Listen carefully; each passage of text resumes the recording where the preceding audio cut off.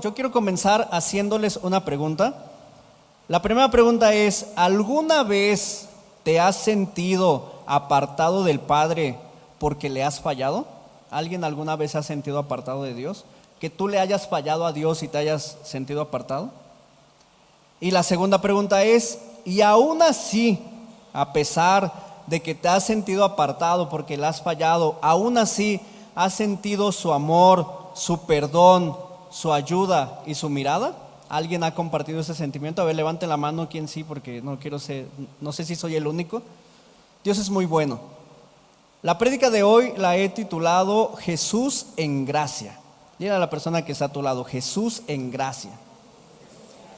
Y quiero precisamente empezar hablando sobre lo que es la gracia. Leemos en algunas porciones de la Biblia cuando Pablo nos habla del evangelio de la gracia. Un ejemplo de ello lo puedes encontrar en Hechos 20:24, cuando Pablo dice: pero de ninguna cosa hago caso, ni estimo preciosa mi vida para mí mismo, con tal que acabe mi carrera con gozo y el ministerio que recibí del Señor Jesús para dar testimonio del evangelio de la gracia de Dios. Pregúntale a la persona que está a tu lado: ¿qué es el evangelio de la gracia? ¿Qué entendemos por el evangelio de la gracia? Evangelio, buenas nuevas; gracia, un regalo inmerecido. Son como las dos definiciones que tenemos, ¿no? Cuando hablamos de evangelio de la gracia, lo voy a leer porque está muy largo y no me lo pude aprender.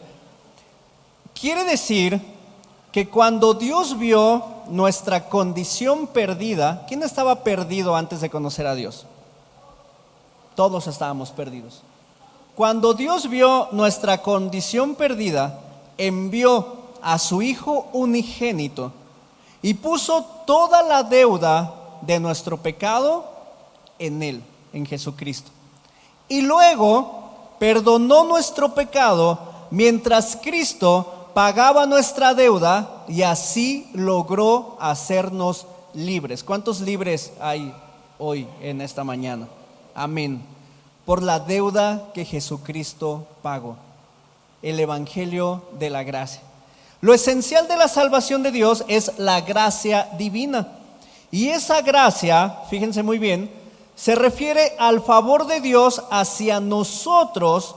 Lo vuelvo a repetir: se refiere al favor de Dios hacia nosotros a pesar de lo que merecemos.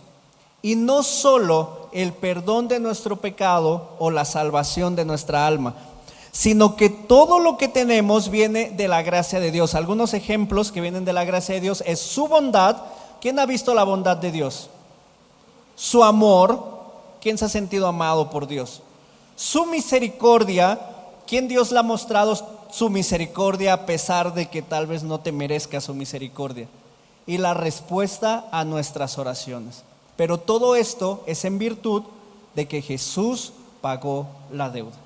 Ahora, si ese es el evangelio de la gracia, podemos definir lo que es la gracia. Y lo voy a volver a leer. La gracia es la presencia, fíjate muy bien, es la presencia y el amor de Dios por medio de Jesucristo, que reciben los creyentes de parte del Espíritu Santo, quien imparte misericordias, perdón y el deseo y el poder para hacer la voluntad de Dios. Es decir, tu vida cristiana depende de la gracia. Dile ahora a la persona que está atrás de ti: tu vida cristiana depende de la gracia. Y vamos a orar para poner este tiempo en las manos de Dios. Señor, ponemos este tiempo en tus manos. Te damos gracias, Dios, porque nos permites hoy estar aquí con libertad para escuchar acerca de lo que tú quieres hablar hoy. Gracias, Dios, por usar mi voz.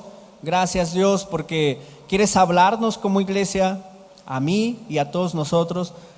Que tu Espíritu Santo, Señor, nos guíe, nos hable. Que tu Espíritu Santo, Señor, nos permita no solamente entender de manera intelectual, sino de manera espiritual, Señor, lo que tú quieres hablar el día de hoy. Te damos a ti Toda la gloria y toda la honra, Señor, en el nombre de Jesús. Amén. Y precisamente para traer un ejemplo de lo que es la gracia, de lo que es el Evangelio de la gracia, quise basarme hoy, o quiero basarme hoy, en dos pasajes que vienen en la Biblia que hablan sobre un personaje. Es un personaje un poquito extraño en sus emociones. Es un personaje que de repente no sabes cuando lo lees si lo vas a encontrar de buenas, si lo vas a encontrar de malas. Es un personaje que dices, ay, va otra vez este cuate a regarla. Yo creo que se parece un poquito a nosotros, porque voy a hablar de Pedro. ¿Sí? ¿Todos ubican a Pedro? Y están de acuerdo conmigo que así es Pedro. Y están de acuerdo conmigo en que a veces así somos nosotros también, como Pedro. No se sabe qué onda con Pedro, ¿no?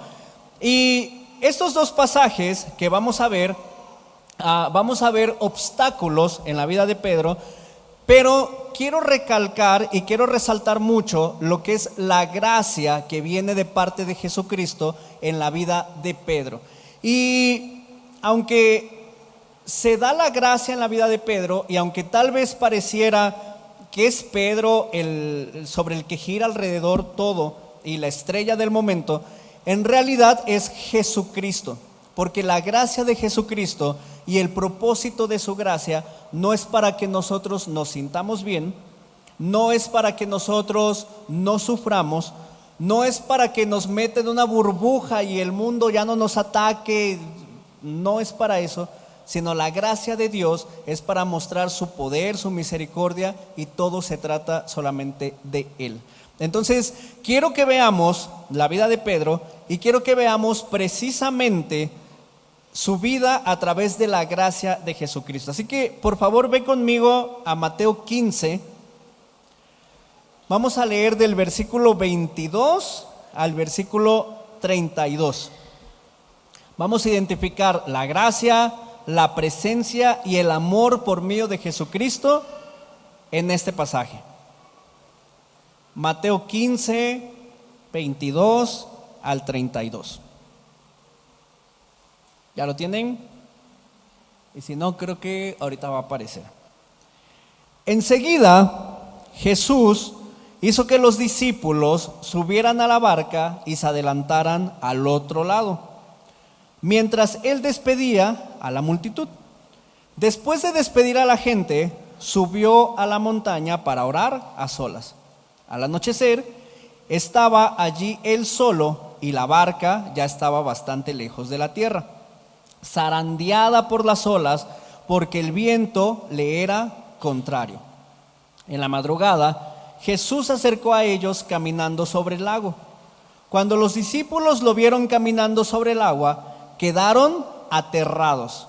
Es un fantasma, dijeron, y llenos de miedo comenzaron a gritar. Pero Jesús dijo enseguida: cálmense, soy yo, no tengan miedo. Señor, si eres tú, respondió Pedro, mándame que vaya a ti sobre el agua. Ven, dijo Jesús. Pedro bajó de la barca y caminó sobre el agua en dirección a Jesús. Pero al sentir el viento fuerte, tuvo miedo y comenzó a hundirse. Entonces gritó: Señor, sálvame. Enseguida Jesús le tendió la mano y sujetándolo, lo reprendió: hombre de poca fe, ¿por qué dudaste? Cuando subieron a la barca, el viento se calmó. Los que estaban en la barca lo adoraron diciendo: verdaderamente tú eres el Hijo de Dios. ¿Cuántos ya habían leído este pasaje antes? ¿Sí? ¿Cuántos ya saben que Pedro caminó sobre el agua y que cuántos ya hemos escuchado prédicas sobre este pasaje? Por supuesto que sí. Es un pasaje que se usa mucho para animarte, que se usa mucho para que como iglesia, a pesar de las tormentas y a pesar de lo que está sucediendo, tú tengas esa fe en el Señor y no la pierdas. Es un pasaje muy bueno, es un pasaje muy utilizado. Y yo solamente no quiero agregar más de lo que probablemente ya hayamos visto, sino solamente quiero mencionar algunos puntos que nos ayuden a entender la gracia de Jesucristo en la vida de Pedro y en la vida de los discípulos. Y lo primero que quiero mencionar es la instrucción que dio Jesús. Localiza la instrucción que le dio Jesús a los discípulos. ¿Cuál fue la instrucción que le dio Jesús a los discípulos? Que subieran a la barca. Pero antes de eso, dice, Jesús realizó, involucra una acción, hizo que los discípulos se subieran a la barca. Lo provocó. No solamente les dijo, pues si quieren váyanse en la barca y como ustedes quieran. Como cuando le dices como cuando la esposa le dice al esposo, ¿y qué vamos a comer hoy? No, lo que tú quieras. Y la esposa, hamburguesas. No, eso no. Entonces, ¿para qué me dices lo que yo quiera, no? No fue así. No les dijo así. No les dijo, como quieras. Sino provocó que los discípulos se subieran ¿a dónde? A la barca. ¿Cómo que Jesús hizo que los discípulos se subieran a la barca? Imagínate tú siendo el discípulo, le hiciste caso a Jesús, Él hizo, no solo te dijo, sino hizo que te subieras a la barca y de repente te vino tremendo tormentón. El que me salvó, el que me rescató y ahora me está yendo como en feria. Ahora que por fin estoy viniendo a la iglesia, ahora que por fin estoy haciendo mi devocional, ahora que por fin ya le dije, bueno, está bien, Señor, sí, voy a lo que tú durante años me has dicho, está bien, te está yendo como en feria. ¿Alguien le ha pasado? ¿Sí? Sí, nos ha pasado. O sea, ¿cómo que Dios hizo y no mandó una burbuja espiritual para que los protegiera durante su camino al lago? Sino que vinieron las tormentas, vinieron los vientos y empezaron a azotarlos y estaban bien asustados porque a pesar de ser pescadores que estaban acostumbrados, porque el Señor no nos rescató de un mundo de caramelo, ¿verdad? Sino estábamos acostumbrados al mundo. Y a pesar de donde nos rescató el Señor, cuando ya lo estamos siguiendo a Él, pueden venir esas tormentas. Pero Él hizo que los discípulos fueran. ¿Qué concluyo por ahora de este punto? Pues que obviamente el diablo no nos va a mandar un ramo de flores buchón, ni nos va a mandar chocolates, ni nos va a mandar a felicitar, sino pues Él va a querer reclamar lo que antes le pertenecía. Dice la palabra que fuimos trasladados del mundo de las tinieblas, ¿a dónde? Al mundo de la luz. Y obviamente el diablo va a querer reclamar lo que le pertenecía, pero que ya no le pertenece, porque ahora estamos en Cristo Jesús. ¿Qué otra cosa?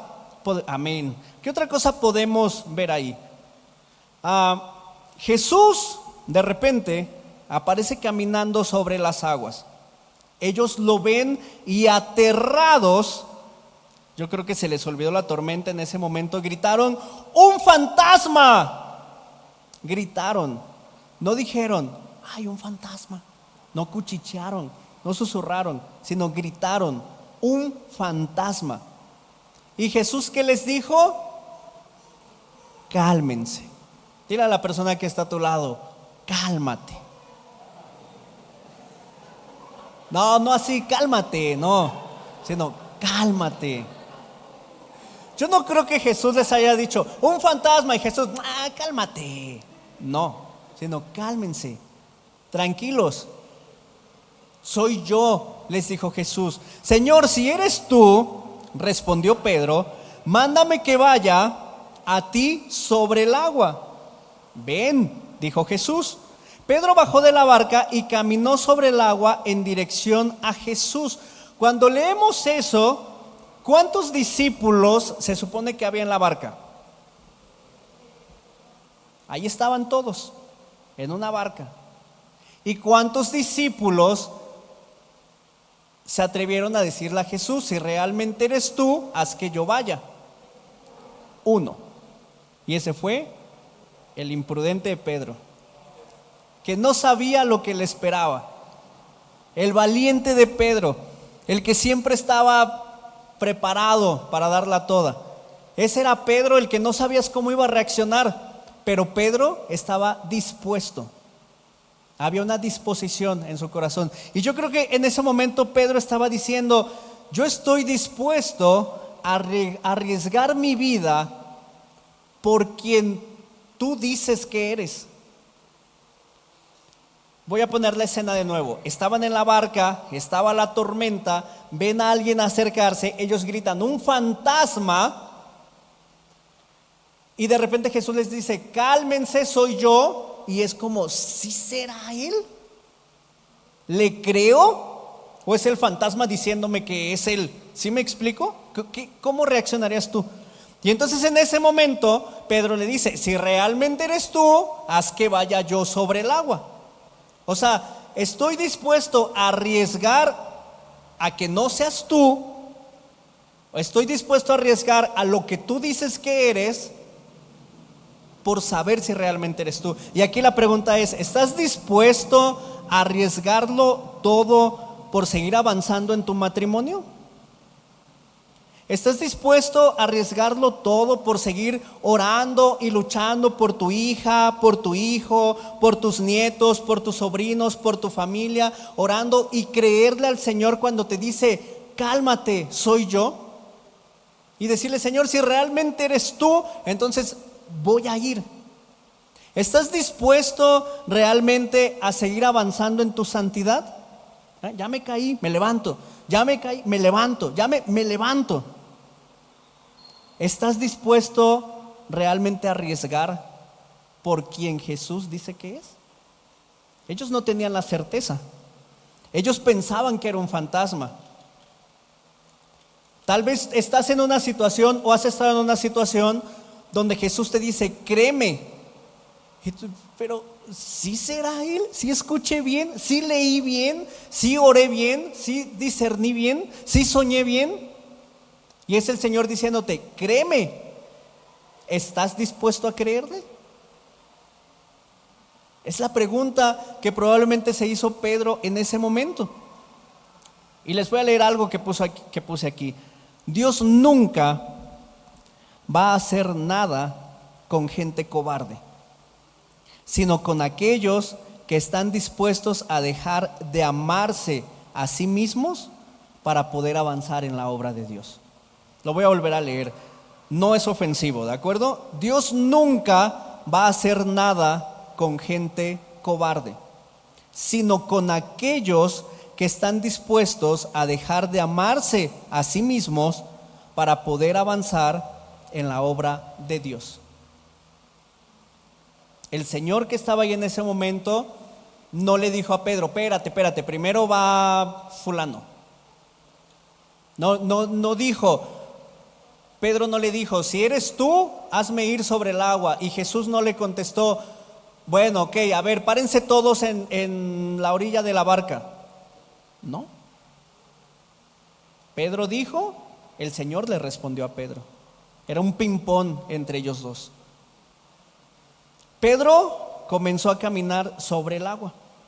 Dice ahí en el versículo: Pedro bajó de la barca y caminó sobre el agua en dirección a Jesús. Ahorita que Alaya ya empieza a caminar, y todos los que hemos sido papás, creo que nos hemos emocionado cuando tu hijo camina por primera vez, ¿no? Que le dices: más o menos como ¿cuántos pasos se considera caminar?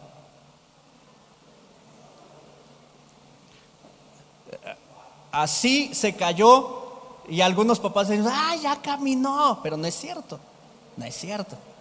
Porque ya conforme van avanzando, está el bebé, tú te pones aquí y empieza a caminar y hasta la haces, para que el bebé camine más. ¿Qué será? ¿Unos 5 pasos? ¿10 pasos? ¿8 pasos?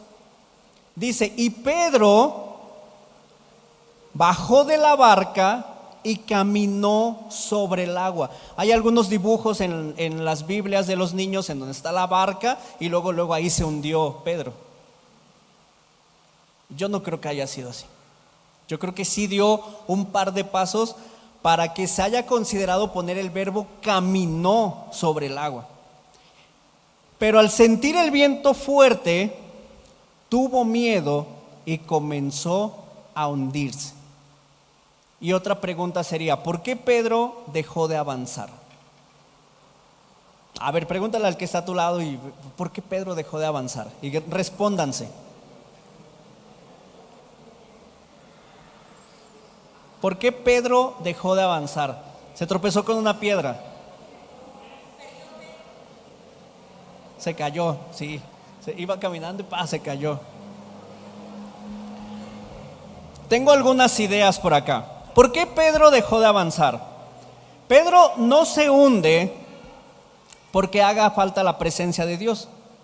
El Señor ahí estaba. En medio de la tormenta, aunque creyeran que era un fantasma, en medio de la duda, con todos, el Señor ahí estaba. A veces nosotros podemos decir en medio del tormento, no, es que ya no siento la presencia de Dios como antes. No, es que, no. A ver, ¿el Espíritu Santo está o no está? Y si tú has entregado tu vida a Él, si tú te has bautizado, si tú estás en comunión con el Padre, con el Hijo, con el Espíritu Santo, y si tú lees la palabra, dice que el Espíritu Santo, ¿dónde está? En ti, mora en ti. La presencia ahí estaba. Pedro no se hunde porque el Señor estuviera lejos, porque dice ahí que lo pescó. No estaba lejos de él. Pedro no se hunde por falta de visión. ¿Por qué? Porque al final él dijo, voy a ir, voy a caminar, le voy a creer. Él estaba convencido, tenía convicción. Pedro se hunde porque se desenfocó. Pedro se hunde porque se desenfocó y dejó de poner la mirada donde tenía que ponerla. Dice ahí que de repente sintió el viento y al sentir el viento, ¿qué le provocó? Miedo. Y el miedo provocó que se hundiera.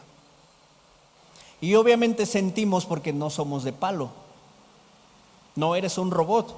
Obviamente sientes ante la situación. Obviamente sientes ante la circunstancia. Y reaccionamos todos de diferente manera.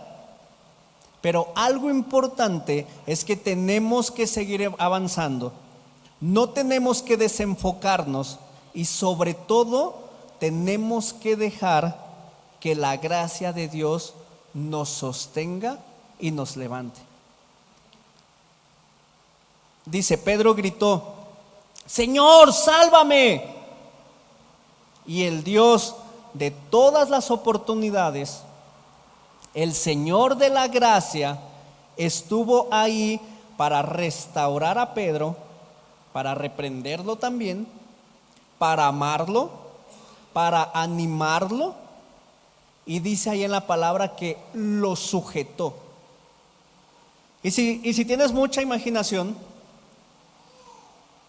si Pedro se estaba hundiendo y dice que lo sujetó. Yo una vez me estaba ahogando en la secundaria, en una alberca. Mi prima gritaba allá afuera, salven a mi primo, salven a mi primo. Y yo nada más Y llegaron varios a tratar de rescatarme, ¡pras! De los pelos, de la mano, de la playera, del pescuezo. Te sujetan. Jesús estaba parado sobre el agua y Pedro se estaba hundiendo y dice que lo sujetó. Y dice que después de que lo sujetó, yo creo que no lo cargó. Yo creo. Ahí no dice. Pero yo no creo que lo haya cargado, sino yo creo que lo tomó y que los dos juntos caminaron otra vez sobre el agua hasta llegar a la barca. Y cuando llegaron a la barca, dice que los discípulos lo reconocieron.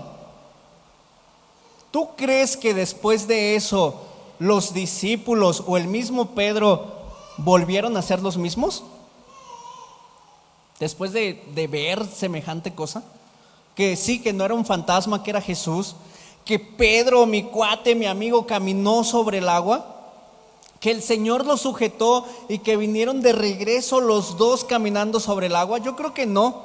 Yo creo que los que han sido sanados, ¿alguien ha sido aquí sanado por el Señor? Levanta tu mano. ¿Volviste a ser el mismo después de que el Señor te sanó? No. Después de un milagro, después de recibir la gracia de Dios. Los que han sido liberados, ¿alguien aquí ha sido libre? Yo he sido libre. No vuelves a ser el mismo.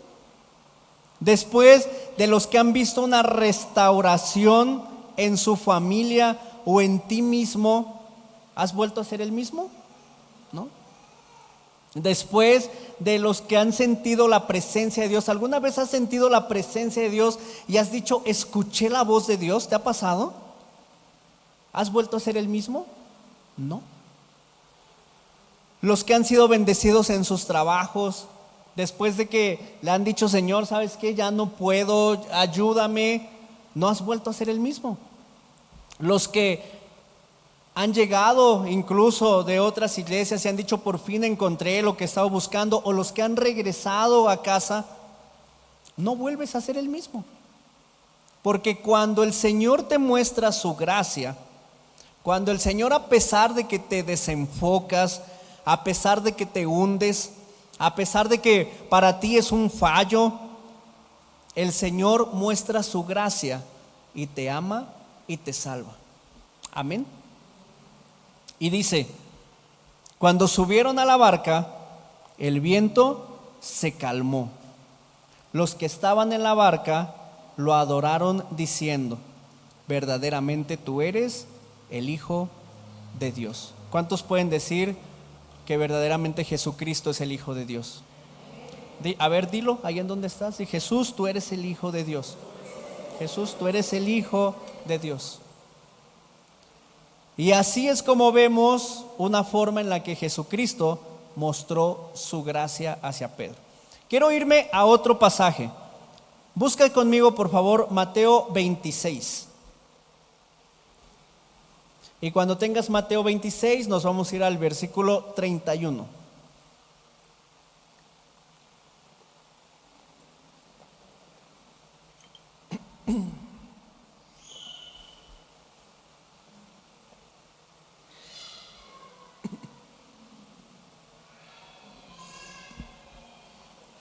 Y vamos a ver otro caso de la gracia tangible de Jesús en la vida de Pedro.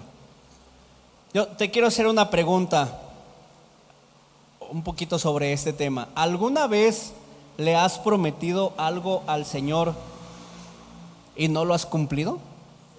¿Alguien le ha pasado lo mismo que a mí? Sí, a ver, levanta tu mano, ¿sí? ¿Alguna vez le has prometido algo al Señor y no lo has cumplido? Señor, mira, ayúdame y yo te prometo. Señor, ya no quiero, pero yo te prometo. Señor, mira, por esta, que ahora sí. Le hemos prometido cosas al Señor, está en nuestra naturaleza. Está en nuestra naturaleza el hacer promesas, el decir muchas veces cosas. Dice ahí en Mateo 26, 31. Esta misma noche, dijo Jesús, todos ustedes me abandonarán, porque está escrito, heriré al pastor y se dispersarán las ovejas del rebaño. Pero después de que yo resucite, iré delante de ustedes a Galilea. Aunque todos te abandonen, declaró Pedro, yo jamás lo haré. Ay, Pedro. ¿Cuántos ya se saben la historia? Ay, Pedro. Aunque todos te abandonen, declaró Pedro, yo jamás, jamás, el que nos encanta, el nunca, el jamás, lo haré. Te aseguro, le contestó Jesús, que esta misma noche, antes de que cante el gallo, me negarás 3 veces. ¿Y qué le dijo Pedro? Bueno, si tú lo dices. No. ¿Qué le dijo Pedro? ¿Y por qué le dijo eso Pedro? Pedro le dijo, aunque tenga que morir contigo, insistió Pedro, jamás, otra vez la palabra jamás, te negaré. Y los demás discípulos, ahí van, dijeron lo mismo. ¿Cómo está a veces nuestro corazón? Con orgullo, con ego, con soberbia, autosuficiencia, yo puedo, el yo puedo, o el yo merezco, o el yo hago, o el yo tengo experiencia, o el no pasa nada, Señor, todo está bien. Y a veces nuestro corazón está así que no podemos visualizar lo espiritual, como Pedro en ese momento no podía ver, no podía visualizar lo espiritual. Y entonces él en su carne, en sus ganas, en sus deseos, le prometió algo al Señor que todos sabemos que no pudo cumplir. Porque nuestro corazón de hombres, de mujeres, necesita mucho trabajo, mucho del Señor, mucha guía del Espíritu Santo, mucho de su presencia, para realmente llegar a un punto en donde tú le digas, Señor, yo te prometo, como Pedro se atrevió a hacerlo con él jamás. 3 doritos después, en Mateo 26, del 69 al 75, dice, mientras tanto, Pedro estaba sentado afuera en el patio y una criada se acercó. Tú también estabas con Jesús de Galilea, le dijo. Pero él lo negó delante de todos diciendo, no sé de qué estás hablando. Primera. Luego salió a la puerta donde otra criada lo vio y dijo a los que estaban allí, este estaba con Jesús de Nazaret. Él lo volvió a negar jurándoles, a ese hombre ni lo conozco. Poco después se acercaron a Pedro los que estaban allí y le dijeron, seguro que eres uno de ellos, se nota por tu acento. Y comenzó a echarse maldiciones y juró, a ese hombre ni lo conozco. Imagínate que Jesús le hubiera dicho, y me vas a negar 3 veces y aparte vas a decir groserías y maldiciones. No, Señor, ¿cómo crees? Yo ya cambié. No, Señor, yo cuando me enojo, yo ya he hecho bendiciones, ya flores, ya no maldiciones. Entonces Pedro se acordó de lo que Jesús había dicho, antes de que el gallo cante, me negarás 3 veces. Y saliendo de allí, lloró amargamente. En Lucas 22:61, donde nos cuenta la misma historia, dice, el Señor se volteó y miró directamente a Pedro. Y ya después dice que Pedro se acordó de lo que el Señor le había dicho.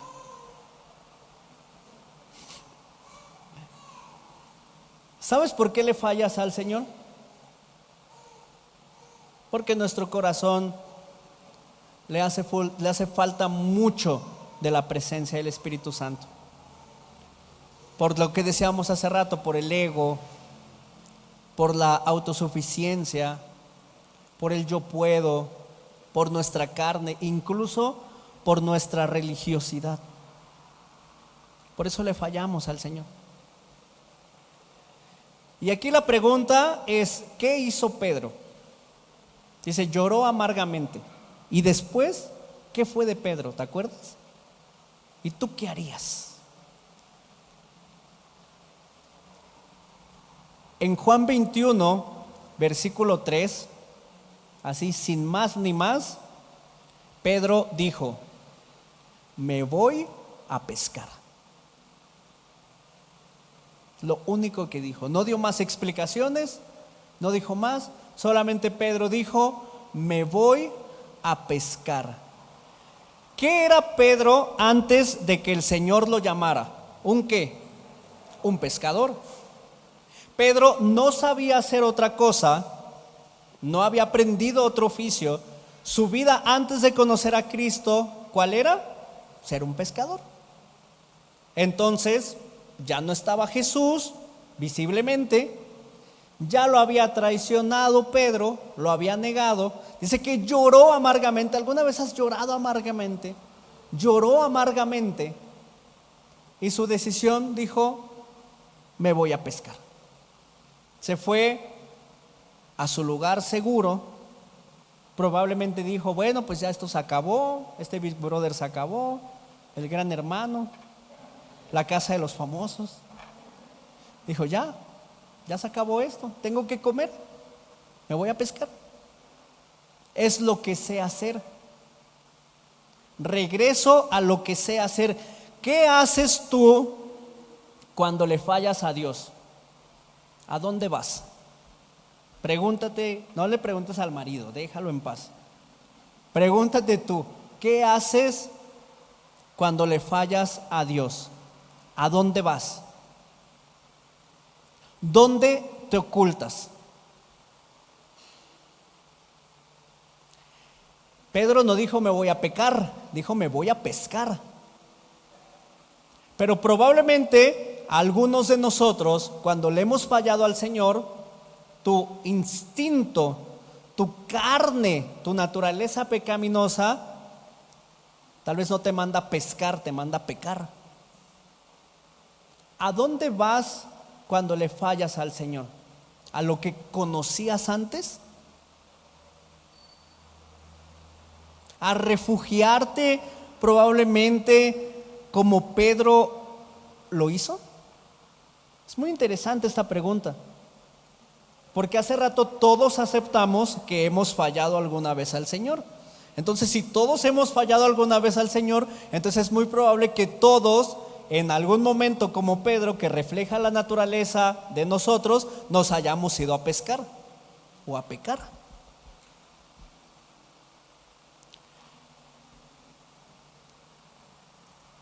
Ahí mismo, en Juan 21, quiero que lo busquen conmigo. Ahí mismo en Juan 21, más adelante, en el versículo 15, incluso dice ahí: Jesús restituye a Pedro. Cuando terminaron de desayunar, porque Jesús les había dicho unos versículos antes, después de la pesca milagrosa: vengan a desayunar. Dice, si lees un poquito, dice que Pedro lo reconoció, se vistió, porque dice que estaba pescando, estaba semi-encuerado, se aventó y fue. Y el Señor les dijo: vengan a desayunar, desayunen conmigo, coman conmigo, tengamos intimidad. Y después de eso, en el versículo 15 dice: cuando terminaron de desayunar, lo voy a leer en NBI, Jesús le preguntó a Simón Pedro: Simón, hijo de Juan, ¿me amas más que estos? Sí, Señor, tú sabes que te quiero, respondió Pedro.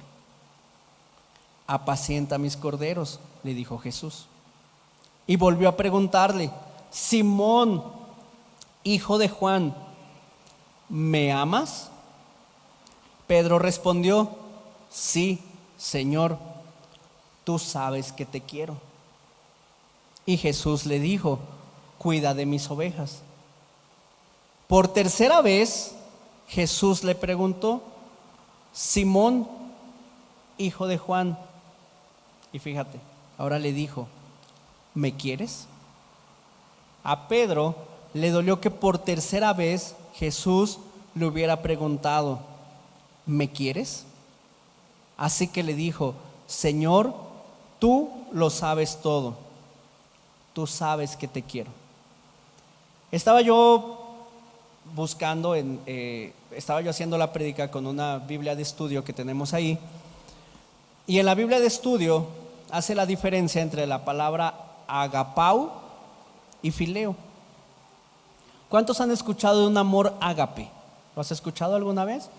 Un amor ágape significa un amor inteligente, es decir, que está pensado, y determinado, es decir, hay una voluntad, sobre todo de la mente, e implica sacrificio e incluso dar la vida, como el amor que Jesús mostró por cada uno de nosotros, un amor ágape.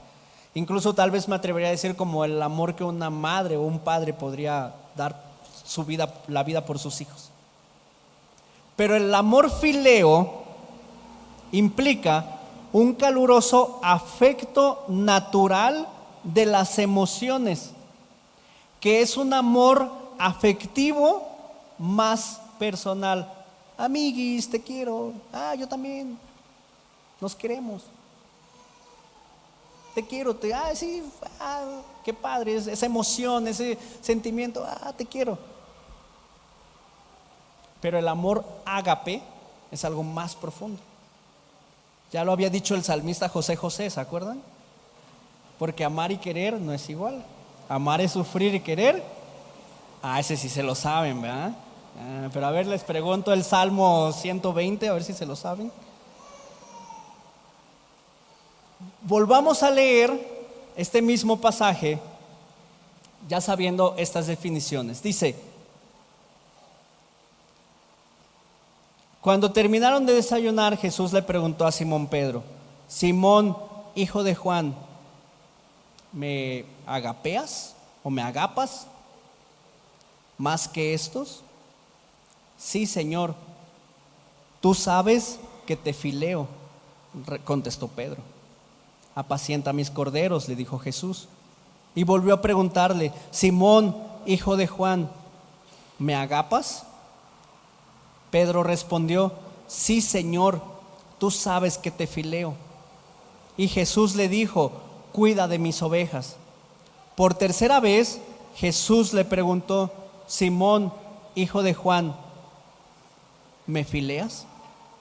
A Pedro le dolió que por tercera vez Jesús le hubiese preguntado: ¿me fileas? Así que le dijo: Señor, tú lo sabes todo, tú sabes que te fileo. ¿Cuál es el contexto?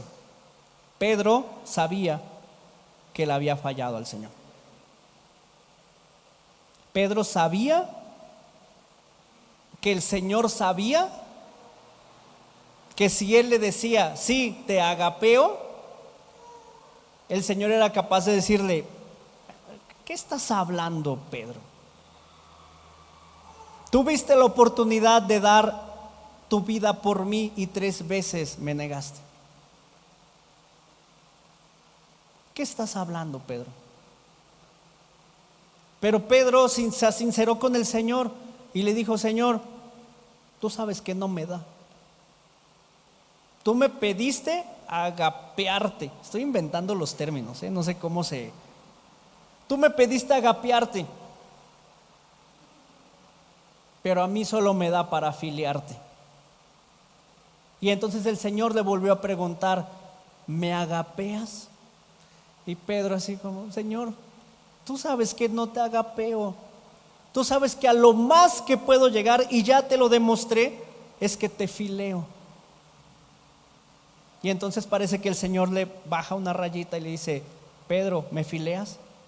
Y para Pedro fue como: ya me entendió. Ya me entendió. Sí, Señor, te fileo. Y entonces más adelante el Señor le dice finalmente: apacienta a mis ovejas. Qué frase tan tremenda. Qué frase tan tremenda, porque hay tanto implícito en esa frase. Por ejemplo, obvio te perdono, mira cuánto te amo, confío en ti, no estoy enojado, te miré, sí te miré, pero para calmarte, no para condenarte. Incluso puede estar implícito: la profecía sigue vigente. Te conozco, te di un llamado, recibe mi gracia, ven a desayunar, ven a tener intimidad conmigo. Y más adelante el Señor le dijo: cuando eras más joven, te vestías tú mismo e ibas a donde querías, pero te aseguro que cuando seas viejo, extenderás las manos y otro te vestirá y te llevará a donde no quieras ir. Esto dijo Jesús para dar a entender la clase de muerte con que Pedro glorificaría a Dios. Después de eso añadió: sígueme. Y uno podría decir: qué profecía tan más triste, o qué profecía tan más fea, le profetizó la muerte, ándale, te pagó para que veas. No, es la profecía más hermosa que le pudieron dar a Pedro, porque lo que Jesús le estaba tratando de decir es que yo sé que me fileas, pero por mi gracia y por mi llamado y por mi perdón y porque te estoy diciendo apacienta mis ovejas, yo sé que más adelante tú vas a dar tu vida por mí. Y entonces la respuesta va a ser: Pedro, ¿me agapeas? Y Pedro en su presencia le va a contestar: sí, Señor, te agapeo. Y el Señor nos dice en esta mañana: sígueme. Cierra tus ojos ahí en donde estás. Señor, tu gracia en la vida de Pedro es tan parecida a tu gracia manifestada en mi vida.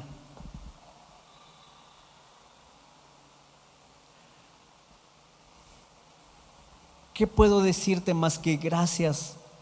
Gracias por tu gracia. Me has perdonado, me has salvado, me has rescatado. Cuando me he hundido, me has tomado. Cuando me he desenfocado, me has alineado. Cuando la tormenta ha sido fuerte y grande, tu presencia ahí ha estado. E incluso, Señor, cuando te he fallado, tú me has mirado. Y no para reprocharme, no para recriminarme, sino para decirme: te perdono y te amo.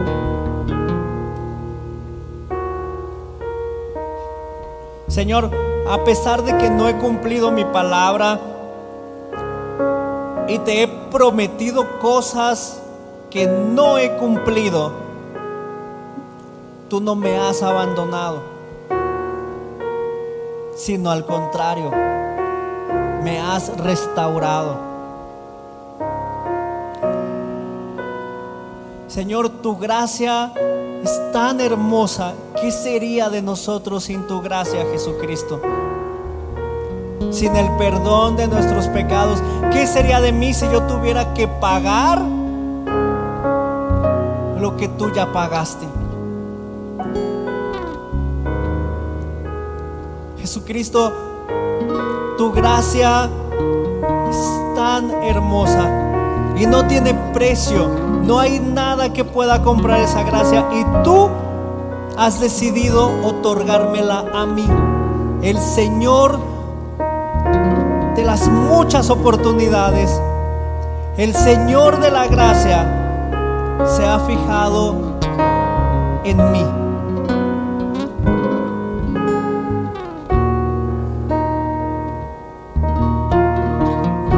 Y es tan hermosa tu gracia, ese regalo que no tiene precio, no tiene valor, porque es infinita como tú lo eres, Señor. La manifestación de tu evangelio, la manifestación de lo que hiciste, de tu salvación, de tu perdón, de tu justificación, de tu reconciliación, del perdón de nuestros pecados, del morir a nosotros mismos, es tan preciosamente cubierta por la gracia. Y por si fuera poco, en tu gracia está la presencia del Espíritu Santo. Cuando tú derramaste el Espíritu Santo en el día de Pentecostés, ahí va implícita tu gracia. Cuando se formó la primera iglesia y dice que tú ibas añadiendo a los que iban siendo salvos, y que ellos como comunidad partían el pan, comían juntos, estaban atentos a las enseñanzas de los apóstoles, se creaba la comunidad, repartían sus bienes entre los que más necesitaban. Ahí estaba manifestada tu gracia.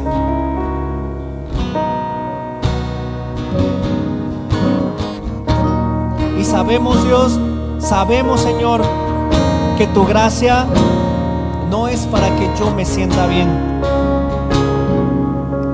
sino es para manifestar tu gloria y avanzar tu reino.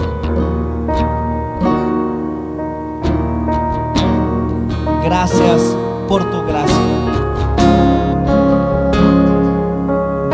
Hermano, ahí en tu lugar dile: gracias por tu gracia.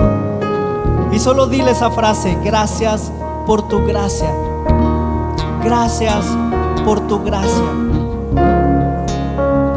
Y ahí en esa frase va implícita tanto perdón y tanto amor del Señor.